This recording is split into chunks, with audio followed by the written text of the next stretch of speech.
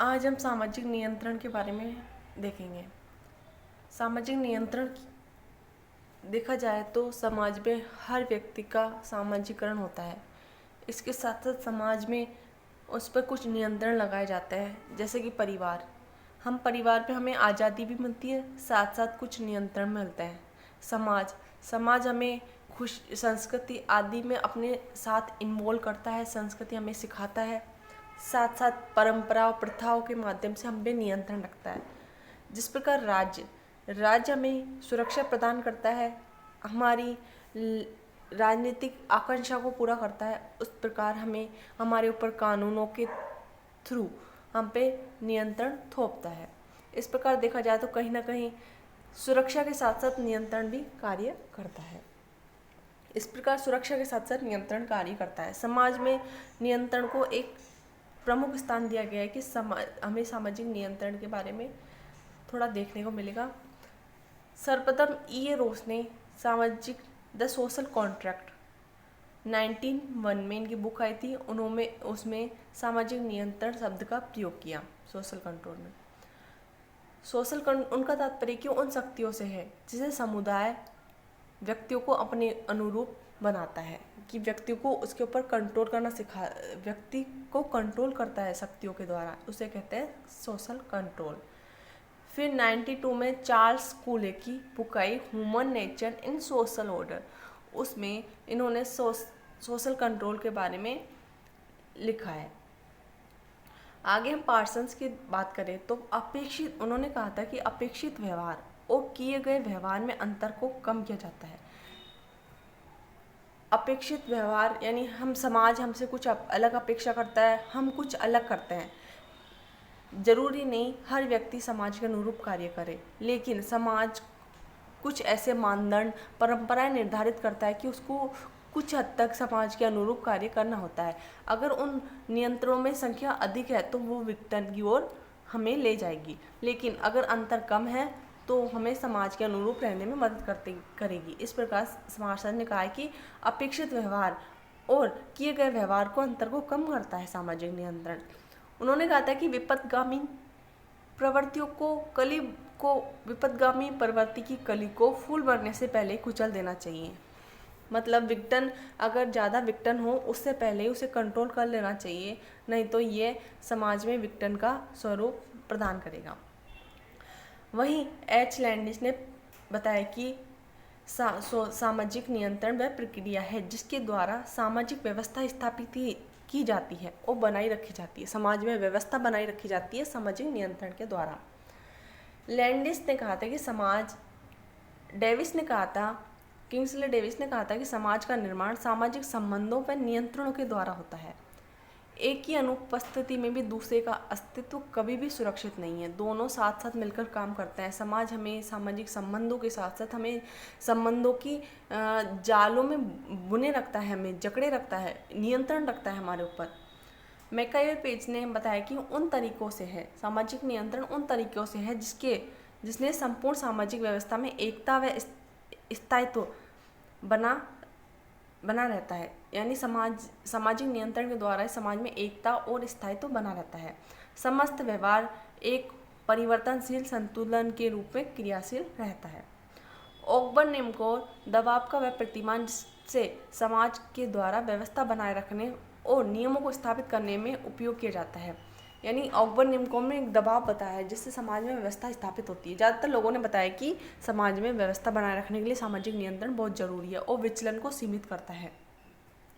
आगे हम इसके प्रकारों की देखें तो अलग अलग समाजशास्त्रियों ने इसके अलग अलग प्रकार बताए हैं। जैसे कि चार्ल्स कूले और बर्नार्ड ने 2 प्रकार बताए हैं, चेतन और अचेतन या सचेत और असचेत अवस्था। चेतन अचेतन अवस्था की जिसको हम चेतना में रहकर कार्य करते हैं, जैसे कि हमें द्वितीय संस्था में हमें देखने को मिलता है, ऑफिस में हम चेतन रूप में, हम जागरूक रूप में कार्य करते हैं, जागरूक रूप में सामाजिक नियंत्रणों को फॉलो करते हैं, उनकी परंपरा, उनके नियम और मानदंडों को अपनाते हैं, उसे हम सचेतन अवस्था कहते हैं। वहीं अचेतन अवस्था हम परंपरा और विश्वासों प्रथाओं को मान्यता देते हैं जो हम अचेतन रूप से ही हम उसको अपना लेते हैं। जैसे कि हमने कहा कि किसी को गाली नहीं देनी चाहिए, हाँ मम्मी डांटेगी, तो ये हम अचेतन रूप में ही अपना लेते हैं। अगर हम कहीं देखते हैं, अगर हम किसी को एब्यूज शब्दों का प्रयोग करते हैं तो हम आसपास देखते हैं कोई हमें रोक टोकने वाला नहीं है। हम बड़ों के सामने खड़े होने, बड़े जैसे कि बड़े आए हैं तो हम उनके सामने खड़े होने की उनको आदर देते हैं। इस प्रकार हम अचेतन रूप में बहुत सारे कार्य करते हैं जो हमें पता भी नहीं होता कि हम कर रहे हैं। इस प्रकार अचेतन रूप परंपरा प्रथा में देखने को मिलता है।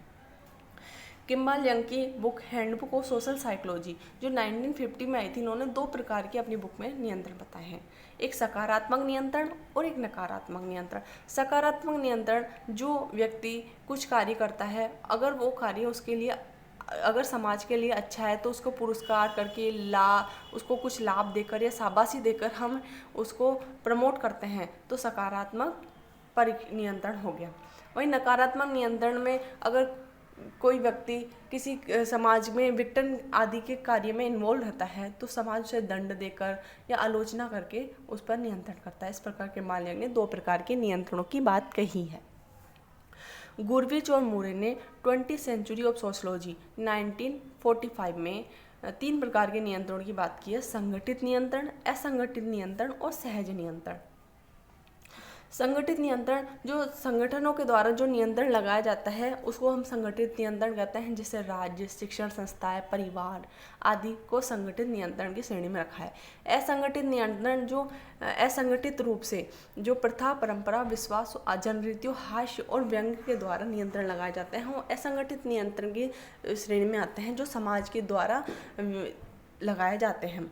और असहज नियंत्रण, जैसे हमें अनुभव, मूल्य, आदर्श आदि, पहले प्रारंभ में बच्चों की 8 तक नैतिक शिक्षा की बुक चलती थी, उसमें असहज नियंत्रण का बहुत अच्छा एग्जाम्पल देखने को मिलता है कि व्यक्ति को मूल्य और आदर्शों के बारे में बताया जाता है जो उसके दिमाग में इस प्रकार बैठ जाते हैं कि वो अपने जीवन काल में उसको भूल नहीं पाता है, वो असहज नियंत्रण की श्रेणी में आता है।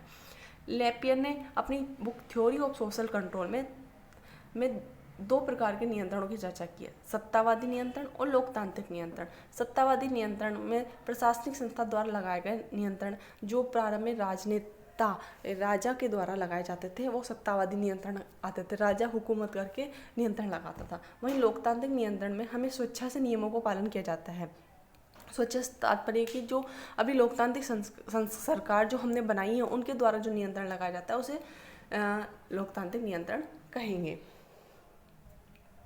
वहीं औपचारिक और अनौपचारिक, औपचारिक द्वितीय संस्था द्वारा ऑफिस, कानून आदि के द्वारा लगाए गए नियंत्रण को औपचारिक, और अनौपचारिक प्राथमिक समूह जैसे परिवार, समाज के द्वारा, परंपरा, प्रथाओं के द्वारा लगाए गए नियंत्रण को अनौपचारिक नियंत्रण कहेंगे।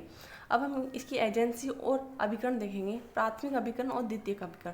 प्राथमिक अभिकरणों में हमारे आ गए परिवार के द्वारा नियंत्रण लगाया जाता है, समाज, पड़ोस, प्राथमिक समूह आदि के द्वारा जो नियंत्रण लगाया जाता है उसे प्राथमिक अभिकरण कहेंगे। द्वितीय अभिकरण में आ जाते हैं कानून, राज्य, शिक्षण संस्थाएं आदि। द्वितीय नियंत्रण में अभिकरण में आते हैं जो मुख्यतः कानून और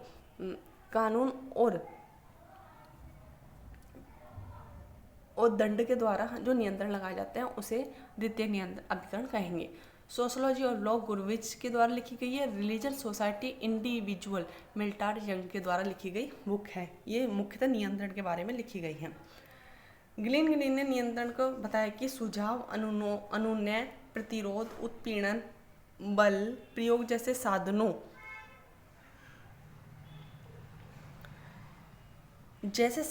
की वह व्यवस्था जिसके द्वारा समाज के किसी समूह के व्यवहारों को मान्यता प्राप्त प्रतिमानों के अनुरूप बनाया जाता है, उसे ग्लीन ने सामाजिक नियंत्रण कहा है।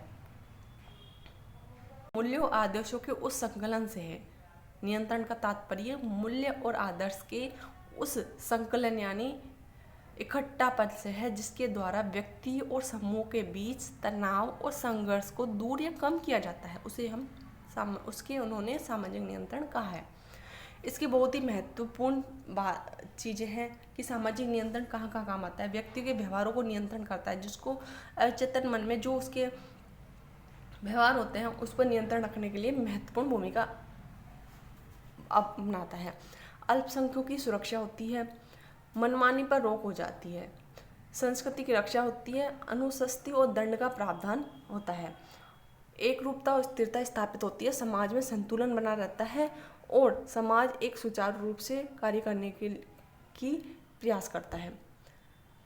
इस प्रकार प्रथा, नैतिकता, धर्म, संस्कार की बात स्पेंसर द्वारा की गई। वही सामाजिक शून्यता एनोमी, जिसमें समाज में विघटन की स्थिति आ जाए, समाज अनुरूपता के स्थान पर अनुरूपता को मानना छोड़ दे, तो एनोमी की स्थिति आ जाती है। उसको मर्टर ने अपने बुक में शामिल किया। इस बार दुर्खी ने भी एनोमी की बात की थी। सामूहिक और संस्थागत नियंत्रण फिक्टर के द्वारा दिया गया। Thank you very